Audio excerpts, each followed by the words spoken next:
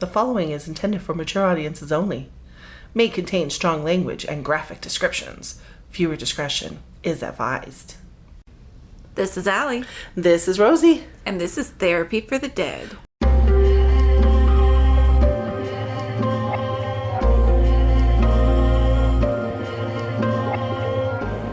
Welcome to our show today. Today we were asked... Kind of a comical question, I guess you could say. I guess. Yeah. It kind of amused me, like, personally. Yeah. Question presented was, do the spirits care if we curse or swear? And the simple answer is no. No. Most of them cuss too. Most of them have foul language, especially the angry ones. Absolutely. Absolutely. We've gotten cursed out quite a few times already. Quite a few times, yes.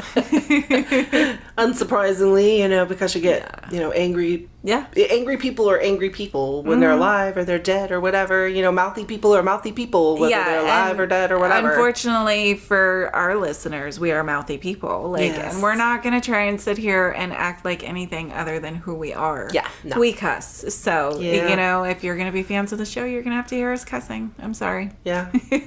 Yeah, we apologize in advance. We do put a disclaimer at the beginning of every episode that states that it has strong language. Strong language means swearing. The spirits don't really seem to care. No. I really haven't come into that. We've even had, like holy people like Monk come in and stuff like that, and he just didn't really give a shit. He didn't really care. No. And I've even, cussed out my guide before. I told Harold, fuck you and fuck your positivity and just go the fuck away. Yeah. And he Same with care. Lily. Yeah. She didn't care. She was just like, calm down and focus. Okay. And I was like, go down, whatever. Like the devil took me over. But, Yeah. Yeah. Everybody, this is just who we are. This is how we talk. We use foul language, none of the spirits really care. No. And... No, they're kind of at a point where they really don't give a shit about that. It's just kind of petty. What they care more about is either number one, what their next step is, or whatever their agenda is. It's pretty much what they give a shit about at this juncture of their existence. Yeah, once they're over there on the other side, it's really about, the relationship, the love for other people, their own personal karma, their own personal journey. It's not really about any of the little stuff that seems to matter so much when we're here. Yeah, right. All the little petty BS of life doesn't really seem to... It does and it doesn't. Yeah. It does. In some ways, obviously, they have unfinished business and whatnot, but it also, I don't know. At least the ones we've encountered just don't really seem to give a shit when we cuss. No, they don't care. They kind of feel like our purpose or their use of our purpose is probably more important and or overrides, however you want to put it. Whatever, the cussing just doesn't really seem to matter. Yeah, it doesn't seem to matter at all. Because it's overridden by the fact that they kind of need us to either put a message out there or they want to communicate with us to figure out what the fuck is going on. Right. Or they want us to help get them in touch with their spirit guides. Like I said, whatever their agenda is. Yeah. But our language doesn't really seem to play a part into it. No. Language barriers plays a part in it for me now. Allie reads energies, so she hears things clearly, and I'll hear, actual spoken words. So sometimes the language barrier is an issue, but not the swear word. There's not a swear words barrier. Yeah. There's not a swear words barrier up in here. They don't care if we say fuck, shit, ass, none of it. They don't care. Nope. They don't care. Most of the times they just say it back, but... Honestly, yeah. Yeah. Yeah, we've been cussed out quite a few times already. Quite a few times, yeah. So if anybody's concerned about that, we apologize in advance if strong language offends you. But there again, we do have the disclaimer. Yeah. So short answer, no, they don't mind. Nope. And I know that was kind of a quick question for our Q&A part of our episode, but we have been told this episode's going to be pretty intense. And from the looks of it, it is pretty intense because we don't just have two of our familiars in here. We have every single one of them. We have all 8 of them standing here, plus both of our spirit guides, and probably 20 to 30 different spirits with them. Yeah. Yep, they're saying today is going to be extremely intense. So rough. Yeah, I'm hearing it's going to be a rough day. Great. All right, so serial killer. So today, that's what I'm feeling. Male serial killer. Serial killer. Recent death. Children. Young children. Young children. I'd say the oldest one being, she looks like she's about 11. I don't see it was a recent death, though. I see he's been dead for a long time. Because even the parents of the children are dead and here. And they weren't his victims. But I think he killed for a long time. I think That's he what did. I'm feeling. See, I don't feel like his death was that long ago. I mean, I'm not going to say within a few years, but I'm going to say more recent to me. When I say recent, I mean within like a 10-year stretch. Yeah. And that makes sense, but, you know. Because to me, because since, you know, we deal with spirits that date back hundreds of years. So Yes. it's, to me, more recent could be within like this decade or even this millennia feels more recent True. to me. Because sometimes I say that in a generality and people are like, oh, she's talking about like this year. No, I don't actually mean like this year. I just mean generally closer to where we are now. Right. And I am feeling like it was probably Yeah, it was definitely right about after 10 years the ago. 2000s. I think it was right about 10 years Yeah. ago. And that's probably why the 11's also so prevalent, is because 2011. 2011. Because I'm feeling an 11 so prevalently, not only in the year of his death, but also in the age of his oldest victim. I'm feeling was 11. Victim, yeah. Which is really, All of his really victims sad. were pre-pubescent children. Mostly girls, some boys. He was definitely a strangler. And he liked to stab them many, many, many times. Over and Over and over again after sexually he assaulting seeing them. the blood everywhere. While sexually assaulting them, after sexually assaulting them, strangling them during being sexually assaulted. Some of them I feel like he kept for days. Days. Yeah. I think most of them he kept for days. And he's already getting pissed. Right here is where we're getting cussed out by There we go. spirits. Yeah. See? Yeah, and honestly, it's very disgusting, like, language. Like, this I won't even repeat because it's that bad. Like, think of the Exorcist movie, and it's exactly what, you know, that demon was saying to the priest over and over again, all that nasty stuff. And that's what he's saying. He's just being completely nasty. He's just being foul because he doesn't really want to be here. No, it seems like he was brought here. Yeah, I feel like he was definitely forced to come here. I'm feeling like a lot of the spirits that are here are part of why he's here. Like, it wasn't just our familiars and our guides that brought him here. Like, I feel like it's a humongous group effort on the other side to force him here. Yeah, because I feel like the other spirits is a culmination of the victims and some of their parents their or guides. relatives. Yeah, and their guides. Like, I see a lot of guides. Like, not just, you know, R2. Like, there's a lot of white souls here forcing this to happen. They're demanding justice. They're demanding justice for what he did to them. Yeah, because I'm getting he was completely not punished in life. He was never even arrested. They didn't even catch on to what his trinkets were when they went through his house after he died. No, but that brings up a good point because the trinkets, I'm getting like a distinctive, like he had a box of trinkets that was his trophy box.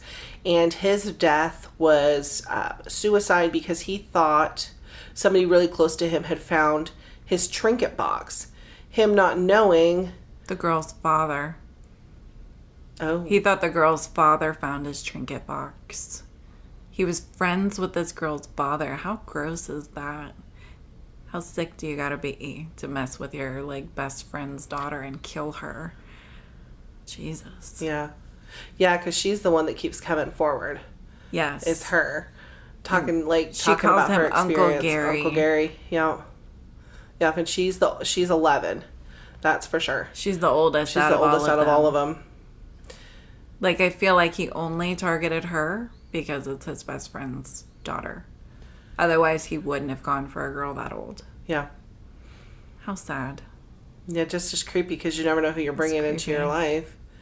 And I feel like her he kept for the longest amount of time and tortured the most, which is even more twisted.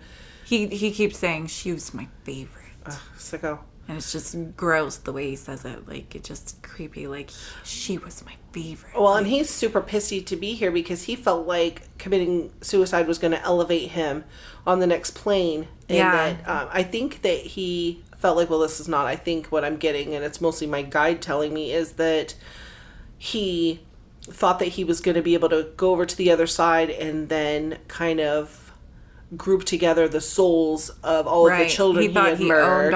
He thought he was going to keep their souls. Yep. And he thought that he was just going to covet them and use them for whatever bidding in the afterlife. Yeah.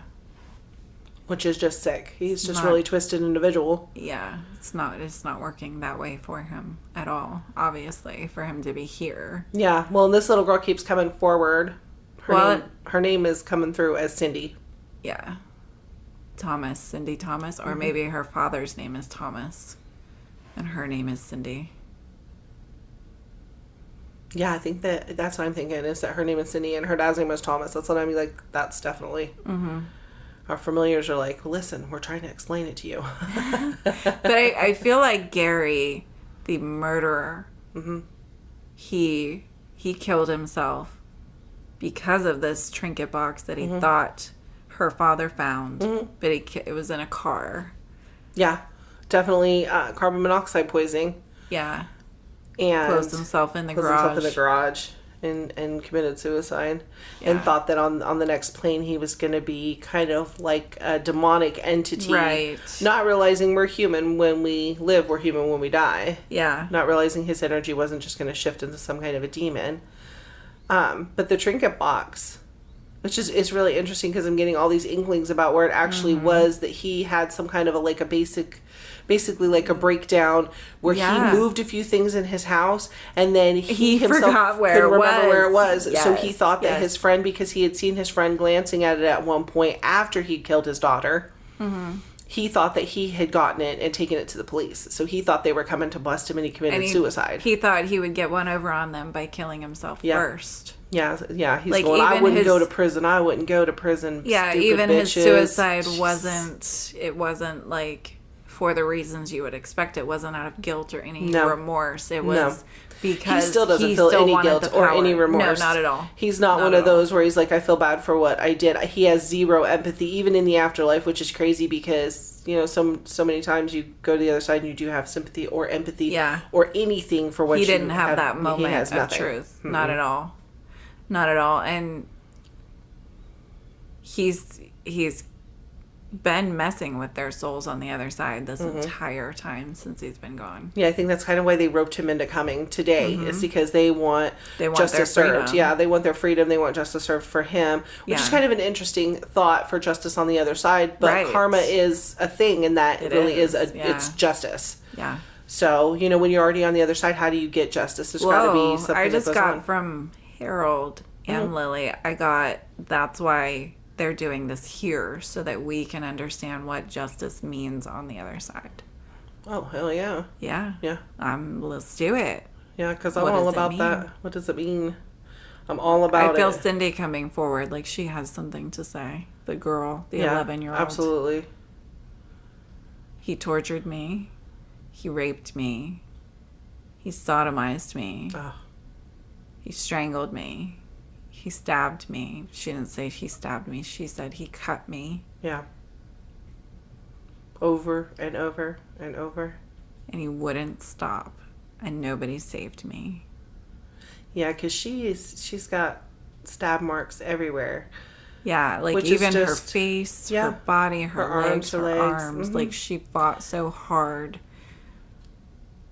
So many of these other children that are standing here have very similar wounds, Yes. though.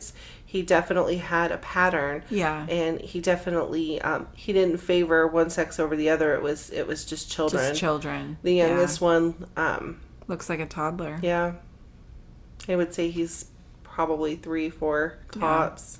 Yeah, I'm getting He's 3. holding up 3. Yep. Yeah. Yeah. That's just messed up.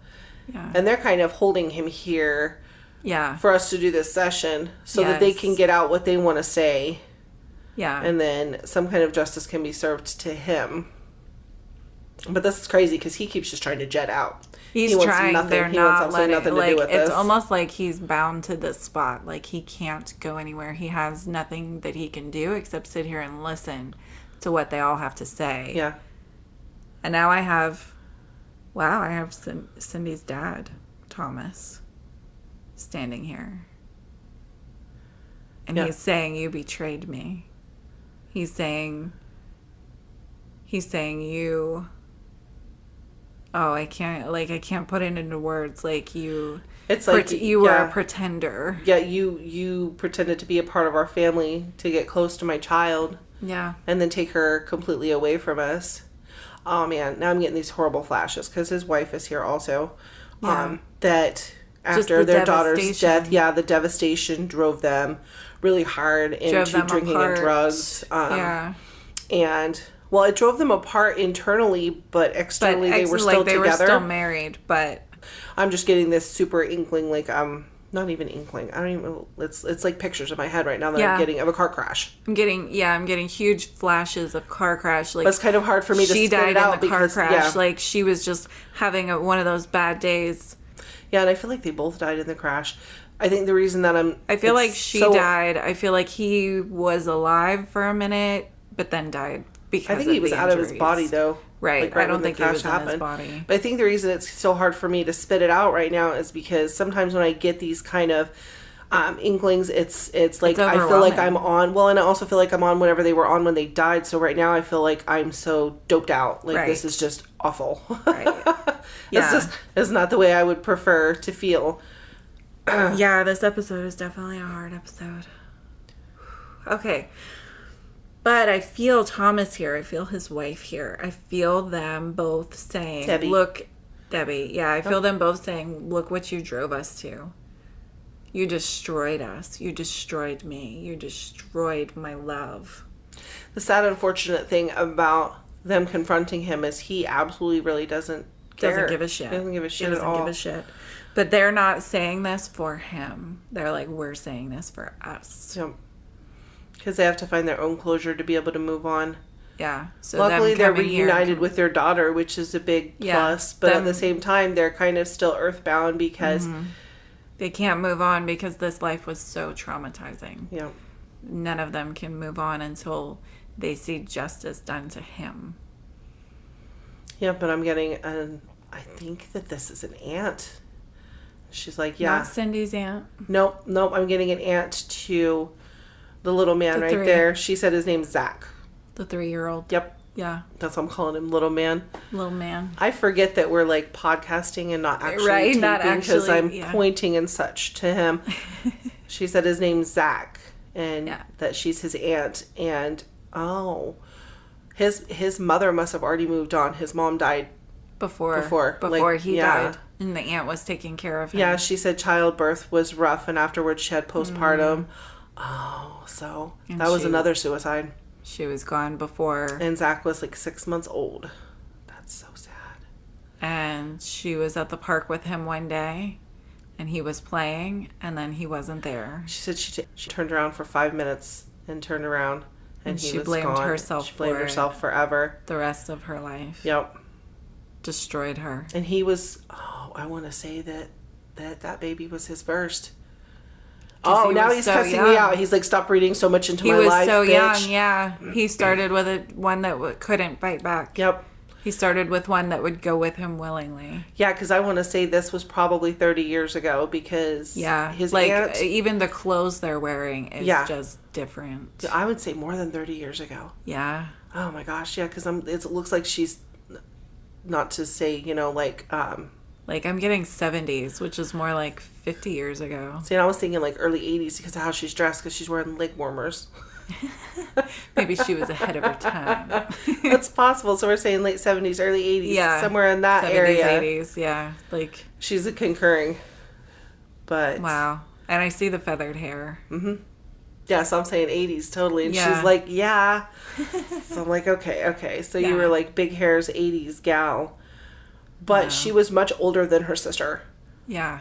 She's saying that her sister was unplanned by her parents and she was already grown when her nephew was born. Right. Then taking him on was the biggest blessing in her life because she was unable to have children. Mm-hmm. And that this... And she's not married. Yeah. And this trash guy taking her nephew away basically stressed her out so much. Oh, she wound up getting cancer. Breakdown. Yep, she had a breakdown. She wound up getting cancer and she gave in. She didn't even seek treatment for it. Didn't even try to fight because she felt she had nothing to live for. See, and we're going to be sitting here and we're like, this is very fucked up and very sad. Mm-hmm. And he's going to stand here and just keep cussing everybody like out. This towering asshole. This man is like 6'7", and he. But looks I feel like that's it for the people that but I feel like that's it for the people that want to come and say their piece. I don't feel anyone else that feels compelled to speak. No, I don't either. Honestly, I think that they're more here to see what kind of justice can be served to him. To be honest, that is completely what I'm feeling. And not even feeling, it's what I'm hearing. Just to give you guys a description of what this guy looks like. He is albino. Yeah. He's got the blonde, almost white hair. Yeah, like a towhead, people would call it. Yeah. Yep. He's got gray eyes. Yeah. And they almost look bloodshot, but they're not. It's yep. just because he's got no red tinge to his skin. Yep. He's very tall. Yeah, this is like 6'7". Very tall. He looks like he would have walked out of your nightmare. Yeah. Like he would fit in as Slender Man if he, Absolutely. And Thomas is saying, well, that's another reason that he befriended him, was because he didn't really have any friends. Yeah. And he felt like, although he looked a little bit like an albino lurch, and this is just his wording, don't take it like personal. Anybody out there's feeling like, oh, no, this is what the dad's saying, is that although he looked like an albino lurch, he thought they could be friends, and they grew this great friendship. And at the time when they became friends, his daughter had just been born. So literally this man watched her grow into being and it wasn't even growing into being a young lady, because 11, we're not even close to being grown. Wow, I'm getting flashes from Gary, and he is pissed that I got this. But I'm getting flashes from Gary that he resisted the urge to take his daughter, to take Thomas's daughter. Cindy. Because he did feel, this familial bond with him, but he could not overcome his urge to have her and make her his own. Yeah, because I'm also getting this, which there again, he's pissed. Deal with it, dipshit. Yeah, he is literally throwing out the C word, just every word he can come up with. Oh, yeah, because now I'm starting to get flashes of his childhood. That he had decent parents. Mm-hmm. He had decent parents that called him on his weirdness, because bullshit. He was one of those that liked to stab little animals while they were alive, and then kept their little heads as trophies and weird things. Yep, he liked to break into houses and watch people sleep. Children, I say people, I mean children. Tom. Yes. Definitely a peeping Tom. Definitely always young stole kids. Panties. Yep. Yeah, he definitely started fires. Oh my God, he burned somebody's house down.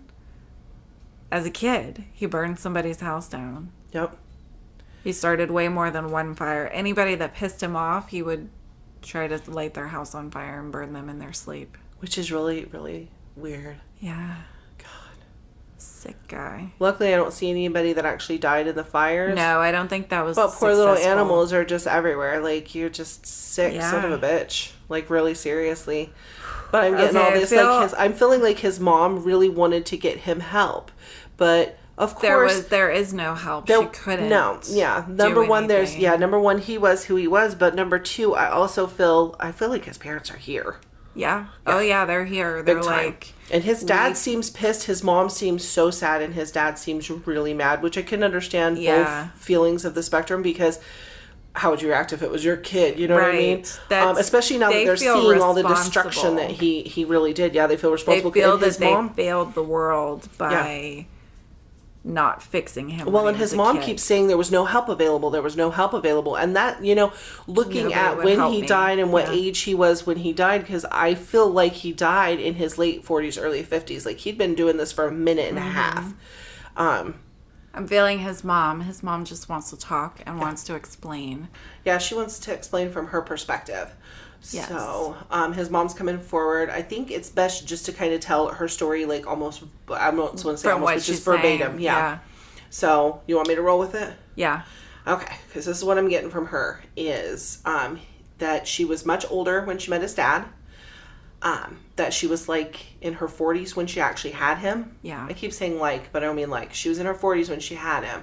I'm feeling his dad was in his 50s. She's saying his dad, born. when Gary was born. Mm-hmm. She was in her 40s. Dad was in his 50s. Mom's name I'm getting is Diane. Yeah.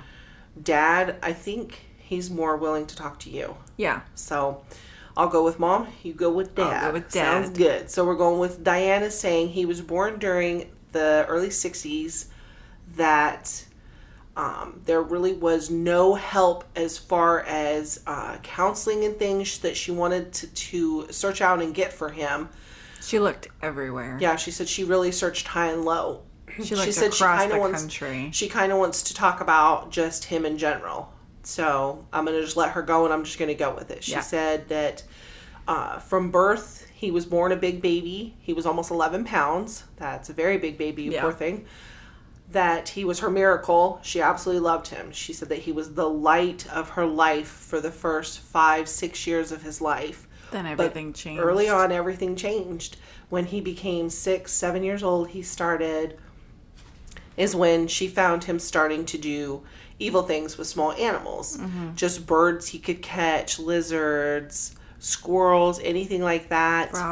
Frogs. She first found trophies and then started questioning him, and then actually found him when he was 7, cutting up an animal that was still alive. And that's when she really started trying to find counseling for him or any kind of help. All they said was to institutionalize him. Yeah, that would be his best bet. At that point, it was a very popular thing. She couldn't bring herself to do it at all. As a mom, she felt like that would have been one of her biggest failures. And now it's her biggest regret. It is her biggest regret. Unfortunately, she said that as it progressed into his teen years, she just saw more violence. There would be times when she would go into his room and he wouldn't be there. There again, she went to guidance counselors at school. She tried to talk to healthcare professionals. Nobody really listened to her. They thought it was just another one of those he'll grow out of it types of things because, boys will be boys. Boys will be boys, yep. And that's how they viewed it back in the day. And that's a very unfortunate circumstance. He was bullied. She said he was severely bullied because he got tall so quickly and because of him actually having these tendencies. Yeah, well, and him being albino also. Yes. But him being albino really, really, really played into them bullying him and just finding reasons to tease him. Called him Casper. All the time. And just messed with him constantly. Yes. And beat him up, called him terrible names, beat him up, bullied him, which, although he's mentally trying to claim that that's a part of what played into it, the truth is he just started with psychotic tendencies. He was born with that. He was born with the tendencies. He was born without the empathy, without the sympathy. Yeah, it was right within his energy, just ingrained in him. Mm-hmm. And to him, it's like a compulsion. Yes. But she said in his early teen years was when she caught him cutting up larger animals. She caught him, I think... Dogs. Yeah, that's exactly what... she's saying, just say what I say. Yeah, she caught him cutting up a dog or stabbing. She said stabbing. She caught him stabbing a dog to death. That was how he started. I just got a flash of how he started killing was with dogs. No. And he would strangle them and stab them, and it got him off. Yeah. I think that's how he finally first started having any sensations of feelings. Any sexual because although when he was a small child, he tortured the smaller animals, that wasn't fully satisfying. And when he moved on to bigger prey, that's when he felt sexually satisfied. That's when he felt empowered. And that's when he started looking at children smaller than him. Yes. And that's when he started hunting down, because I'm feeling like he was in his teen years when he made his first human kill. And his mom is saying that she believes the same thing. He's trying to was the block toddler. As much. Yeah. But that was the little boy. I think that was when Zach got kidnapped. And he hadn't even graduated high school. No, he never did graduate high school. No, he dropped out. That's what his mom just said. She said, no, he dropped out. We let him drop out. We thought that would be in everybody's best interest. Unfortunately, all it did was then he moved out and empowered him because he moved out and got just kind of like a regular Joe job. I'm seeing like photo hut type of places until grocery stores. Yeah. Because photo huts kind of went out of style is what I'm thinking probably happened as to why he segued in jobs. But he stayed distant from his parents. His mom is saying they rarely saw him in his adulthood. And unless he needed money or something. Yeah, until he needed something from them. Mm-hmm. Otherwise, he was just pretty much vacant in their lives. And I feel like her and her husband both died from heart conditions, but not super old. No.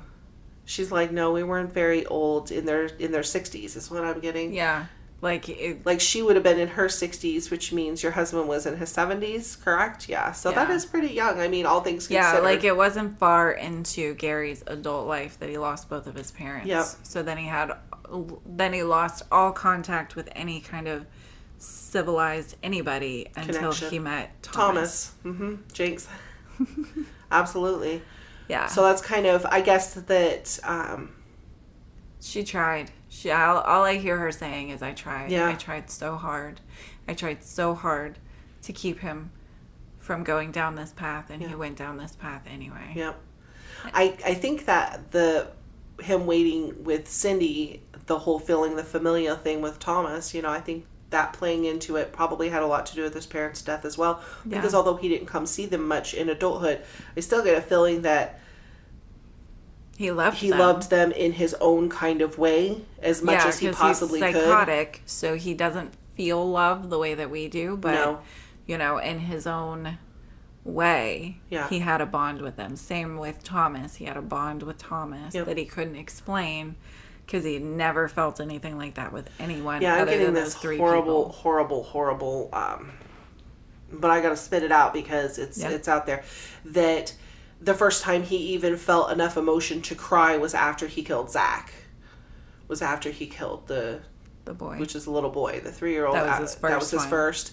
After he killed him was the first time he felt enough emotion in his body to cry. That was the first time he had ever cried in this life. And that's something his mom is saying, is even as a baby, even as a toddler, he just never cried.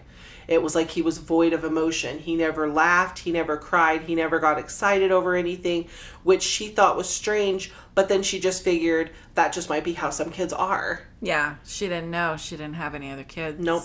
And she had no previous experience, no nieces and nephews. She's actually an only child. Her husband seems like he had a sibling. He had lots of siblings. But it seems like his siblings are, like, he's not really involved with that part of the family. So I'm getting from the father that he's just severely disappointed in his son. Yeah. He had that pride when his son was born, that pride of, that fatherly pride of, this is my son. This is an extension of me.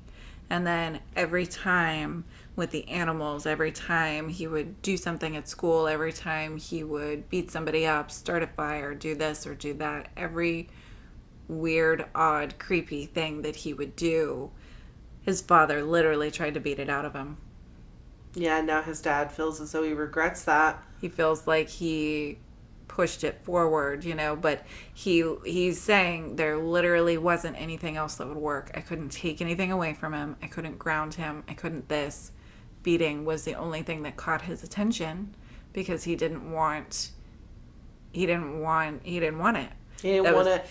hand over control. Mm-hmm. Was what it boils down to. When his dad would beat him, he felt like his father was in control, and he didn't want that. He didn't like that. And I'm getting that straight from him, even though he doesn't want me to, with his cussing, foul-mouthed self over there. Yeah. His dad just is severely disappointed in himself for failing with and his mom son. is saying she went along with the dad physically disciplining him because it was 100% correct. It didn't matter if they grounded him. They would go to his room and he would be gone. Yeah. It didn't matter what they did or took away. He just didn't care. He didn't care about anything. So they couldn't discipline him. Discipline didn't work. Not even the serious beatings that he would give. Nope. Which is it's just... Yeah, that's sad. It's terrible. That's a sad place to be in as a parent.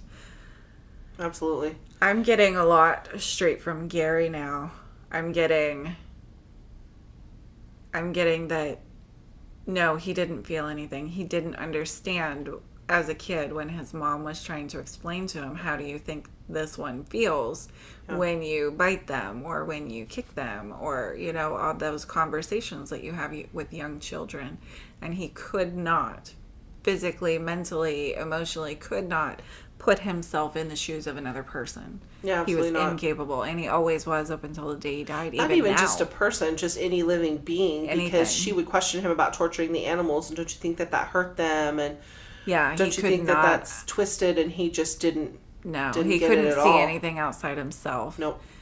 As anything of value. I'm feeling like as he got older and as he tortured the animals, he got that sense of control. Mm-hmm. And with the dogs, it was more emotion versus the small animals. So then he thought with a child, it would be even more emotion.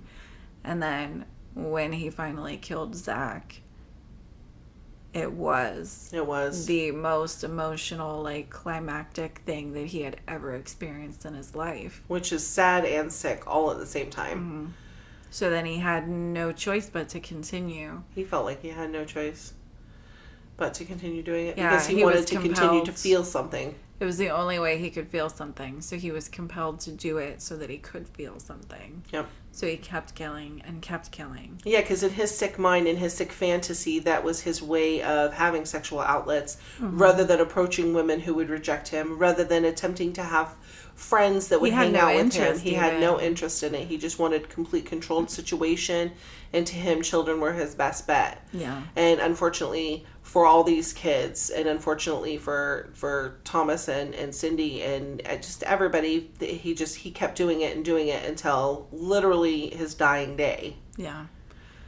And I mean... And even his death was a selfish act, because it was to avoid prison. In his mind's eye, somebody had taken his trinkets. In his mind, he was going to go to prison, or he was going to face the death chamber, and nobody was going to decide for him when it was over. Yeah, nobody was going to take his power away. That's why he's so pissed and being so foul right now, because the guides, the white souls, have literally taken away his power on the other side.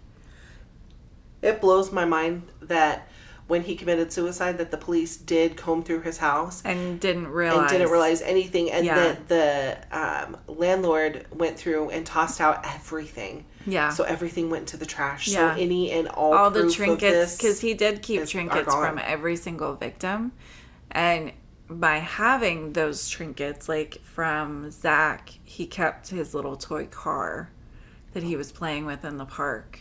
And every time he would play with that toy car or hold it in his hands, he would have that release again. He would feel something again.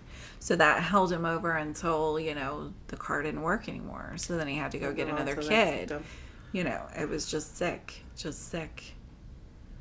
And victim number-wise, I see at least 37. Yeah. Yep. At least. I got at least 30. I'm getting like a very strong 37. Yeah. Very strong with 37. Maybe that's exactly it. I really am. Yeah. Bodies never found. None of them. None of them. He knew how to... He hid them. Woods. I'm feeling woods. Like, he knew how to bury them. He knew from killing all those animals and making sure his mom wouldn't find all of them. Yep. He figured out how to dispose of things. Very sneakily. Wow, that's exactly how he put it too. He knows how to dispose of things. He doesn't even look at them as bodies or people. Yeah. And I'm getting the woods of West Virginia. Yeah. Yep. I really am. I'm getting the woods in West Virginia, which I don't even know I don't even know what woods are there. Appalachia. How do you say that? Oh, like the Appalachian Trail? Yeah, like that's I'm feeling... Possible, I don't really know where that goes. I'm feeling mountains. I'm feeling small. I'm feeling rural. I'm just feeling the woods. Yeah. And that's because I smell like the evergreen trees and such. Mm-hmm. That's what it is for me, and that's just, it's awful. Yeah, and he knew exactly where to go. He would go to these places all the time and like revisit their graves. Yep. Because they're all going to be buried within a close proximity really to one another. They're kind of like on top of each other. But they're never going to be found. Nope. Because it's in a place that is not at all. No, and I already know we're going to get comments and questions about, can't you guys go? And the answer is no. No. Because I wouldn't subject myself to that kind of pain. No. That's not what we do. No. There are other psychics out there that would do it. Mm-hmm. And they can latch on to these people, and I'm proud of them that they can, But that's not what we're going to do. No, I think it's time. No, not at this time. I feel like it's not time. Not at this juncture in our existence. No. We'll see. We'll see. You never know where life will bring you. But, yeah, right. Because we'll sit here and say never. We'll be 4 seasons in going, and now we're in West Virginia. Yes, we're hunting down Gary's victims. Oh my God. Okay. I feel all of the white souls that are here. Lots of them. Spirit guides for all of the victims. Spirit guides for the parents. Spirit guides for the relatives. In one place. Me neither. Not at all. There are probably 100 white souls at the very least. Maybe even closer to 200. It's huge amounts of white souls. But that gives you an idea of how much energy from the other side it takes to control a soul like Gary. Yeah, absolutely, because they're holding him here so that we can get this And I'm feeling from all of them, it's time. It's time for justice for these souls. Yeah. I feel him screaming. I can't even tell what they're doing. Yeah, but I can't feel either him at all. screaming. All I can see is the brightness of the spirit guides, which there again, I always say that they're positive and happy, like spirits. You know, I'm not even exactly sure how else to put it, but I feel like he's definitely something's going on with him. Yeah, I just feel him screaming. Like he's not even shouting. No. Like he's not even using words. He's just screaming. They're giving him their pain. From all of the victims, from every stab, from everything. All at once. All at once. Ooh, that's scary. Now they're now I feel like they're taking off with him. Lily says he has to feel it. He has to live it. He has to live it and he has to feel it, so they're taking him. Ooh. So that's pretty swift. But I still feel them here. I don't feel all of them here anymore. No. I feel like the victims some of them. Like, yeah, I feel like the victims are here, but they're starting to dissipate as well because they're feeling closure. As the spirit guides are taking him out, which, from our perspective, sounds horrifying. Like, I mean, horrifying for Gary, but that's what Gary needed. Exactly. He did not understand what he just did. Still, even here, no remorse. Absolutely remorseless. Yeah. Well, but and that was just insane because from what it looked like to me, all the spirit guides just got ridiculously bright. That's what it looked like to me too. Like the sun, boom, bright, and and then he was just screaming, yeah. and then poof, they all blipped out with him. Yep. You know, and so all of his victims and everything are still standing here, but they're slow. Like Rosie said, they're slowly filtering out because they see what's been done and they feel comfortable that he's had his justice now. Cindy said, "Thank you for hearing us out." She's so sweet. Well, you're very welcome. She's so sweet. Her dad's crying. Yep, because they're gonna move He's on just now. saying thank you. Now we can go. And his parents are leaving because they feel like they can finally move on. They can rest now because justice wasn't served in life, so it's being served in death. Wow. And we'll get questions. What does that mean? What were they doing with him? We're not exactly sure. How long will it last? I'm not trying to be a bitch, but hopefully a long time because he prolonged their suffering and he tortured them for long periods of time. Of course, time is different over there. Mm-hmm. So what we may view as a short period of time, he could have been stuck for lifetimes of living through all that pain, which is what it seems like they're going to be doing to him. Seems like they're going to, like we had in a previous episode, seems like they're going to make him live the experience of his victims. Yep. And he's, said that gentleman who had to live through the experience that his girlfriend suffered through. Yes. So, and this is going to be more intense because he murdered 37 people. So he's going to have to live through 37 lifetimes of being tortured. First feeling this love that the families had for these children, and then of being tortured by a sadistic human being. Yeah. Which is exactly what he deserves if we're going to be realistic. Yeah. But I feel like Aiden and Rupert are coming back in. They're shooing everybody out, and they're coming in because they said that they have somebody. The shaman. That's a shaman. That's what it is.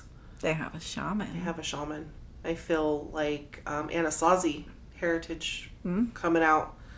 Like his face is painted. Yeah, and he's got on headdress. Native American. Definitely Native American. That's why I'm feeling Anasazi because I'm feeling very, very ancient. Yes, ancient. And Rupert's going, yes. Now, Anasazis were millennia ago. Recent. Whenever they were, not recent in any not way. At all, millennia ago, Anasazis inhabited the United States. So ancient spiritual practice and magic, and he's like dancing, super centered. Yeah, he is. He's dancing, but he's also chanting. Yes, phenomenal. Because he wants to clear out all the bad energy. Yeah, I just feel this wash of just light and love. Yeah, me too. Absolutely. It's beautiful. And his song is amazing. Like, it's amazing. A chant, but it sounds like a wish song. I could sing it to you. I know, me too. Not musical right now. I'm not either, but it's phenomenal because it sounds like I can hear the drums. Yes.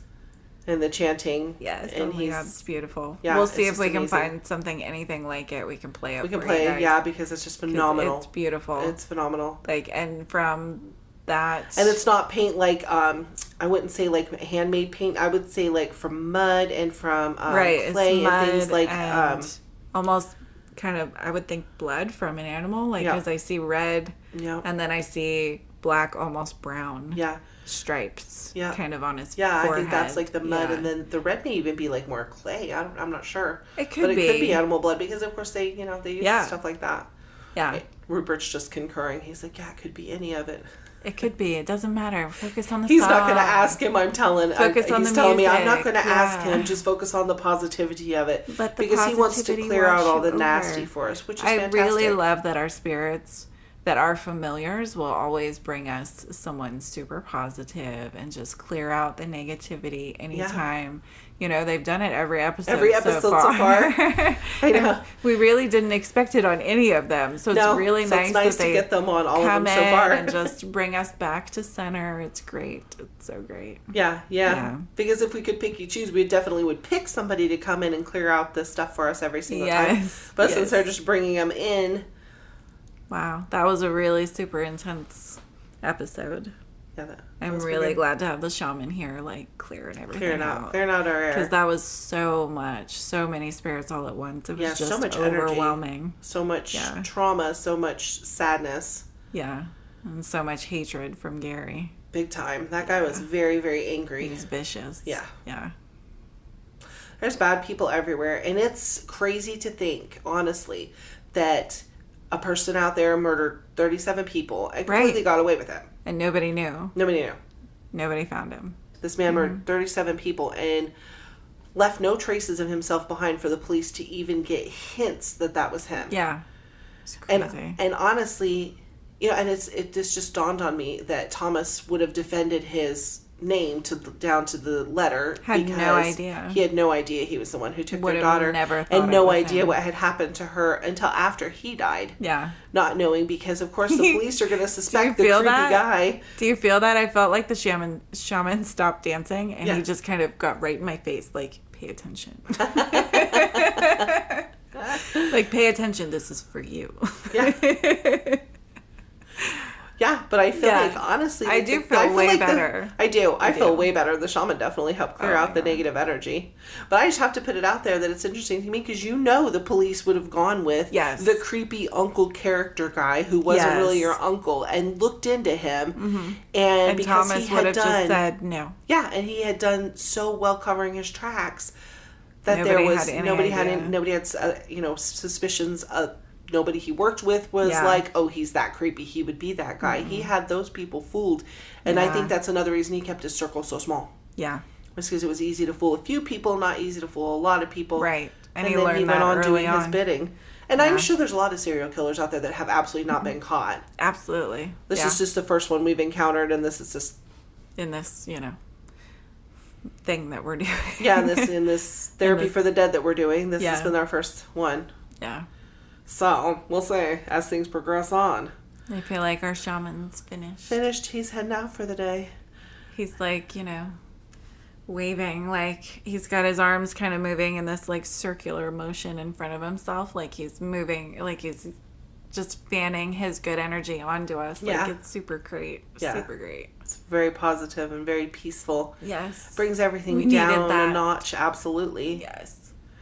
But also just, it's interesting because encountering serial killers after they've died, of course, statistically, I think it is in your lifetime, you're supposed to bump into how many, like 17 serial killers? I don't even know. Yeah. There's a statistic out there about it. But who really knows? And finding out that he had killed that many people and nobody knew, who really knows? Yeah. Kind of creepy. Be aware of your surroundings, guys. Right. Pay attention. Pay attention to people that you let into your life. Yeah. It's a difficult thing because people don't want to live as, shut-ins or whatnot. Right. But it's really hard to let people in because you just don't know. Yeah. It's scary. But then look at the positive side of this. Look at all of these people that he hurt. And all of these people came here for justice for him. And look at the response that came. And the justice that was done. And done swiftly. And, they had the ability to speak their piece even from the other side. And, Gary will learn from this. All of his victims will learn from this. And everyone will grow from this. Well, and everybody listening, then hopefully this will give you guys peace of mind that even if those sick, fucks in life don't get what's due to them, then in the afterlife they do. Yeah. Point blank, period. Yeah. It might not be, you know, the fiery pits of hell that they talk about in church, but they will find, you know, they will get their justice. But I definitely think living through the lifetimes of the people that you murdered, that's definitely a kind of, that's definitely a form of hell right there. That's some pretty damn good justice, if you ask me. Yes. So if that question arises, yes, we feel as though that was great justice. Yes.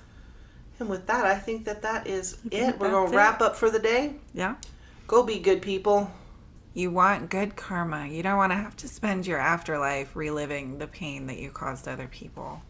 Be good people. Yeah, be good to the people around you. Yeah, be good people. You don't want that. Take care of your souls, people. Yep. That's it. Join us again. We'll see you next time.